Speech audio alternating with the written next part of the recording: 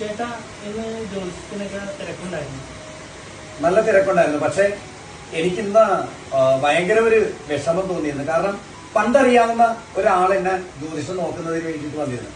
തകർന്ന് തരിപ്പണമായിട്ട്. വേറൊന്നുമല്ല, അദ്ദേഹത്തിനിടെ ഞാൻ സംസാരിച്ചപ്പോ ഭാര്യ വില കൊടുക്കാതെ സംസാരിക്കുകയും എപ്പോഴും ദേഷ്യപ്പെടുകയും വളരെ ഒരു സുഖമല്ലാത്ത വിധത്തിലൊക്കെ വളരെ മോശമായിട്ടൊക്കെ സംസാരിക്കുകയും ചെയ്തപ്പോൾ ആ വില കിട്ടാത്തത് കൊണ്ടിട്ട് അദ്ദേഹത്തിന്റെ ജീവിതത്തിൽ അദ്ദേഹത്തിനുള്ള കഴിവുകളൊന്നും കാണിക്കാൻ പറ്റാതെ, ചെയ്യാൻ പറ്റാതെ മാനസികമായിട്ട് വിഷമം വന്ന് തളർന്നു പോയ ഒരാളുടെ പ്രശ്നം ഞാൻ വിളിച്ചു.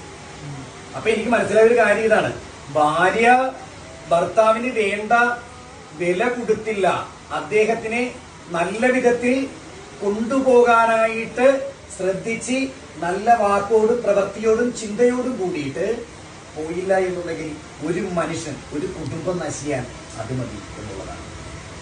ആ ഭാര്യ കിടാവിളക്കാണ്, പക്ഷെ കരിന്തിരിയാകാൻ പാടില്ല. എന്നും തെളിഞ്ഞു തന്നെ നിന്നാൽ വിജയിക്കും ജീവിതം. അതാണ് അതിന്റെ പ്രത്യേകത. അപ്പൊ എനിക്ക് മനസ്സിലായ ഒരു കാര്യം ഇന്നതാണ്. പ്രശ്നമൊക്കെ ഉണ്ടായിരുന്നു.